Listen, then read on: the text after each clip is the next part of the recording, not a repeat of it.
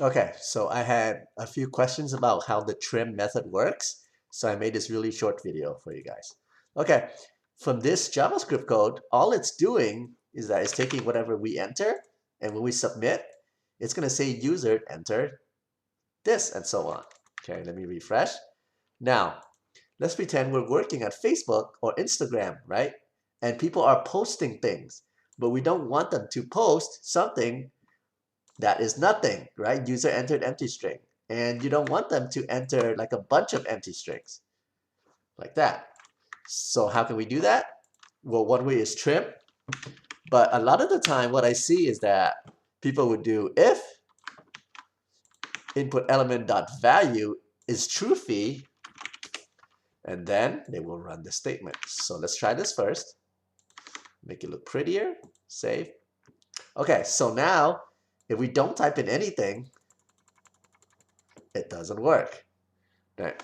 Let me also put an else clause over here. Else, if it doesn't work, let's do window.alert must enter characters.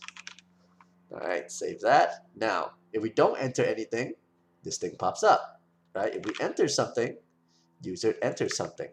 But what if we enter a bunch of empty strings?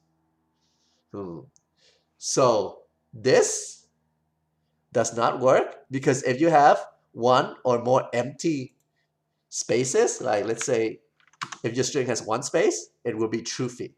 Okay. So what trim does, so let's say if you put input element dot value dot trim and you call it, remember trim is a method, right? And you call it, let's see what happens.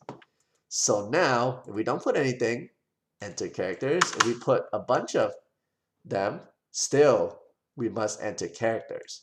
So let's look at how trim actually works underneath the hood. Let's say you have a string. I'll use my name, P, and then there's some space here, here, here, and here. Okay, so when you call trim on a string, what it's actually doing underneath the hood is that it's going to start at the leftmost character, okay? And it's going to delete every empty space it sees, 1, 2, 3, 4, and once it hits a character that's not an empty string, it stops deleting. So it deletes that.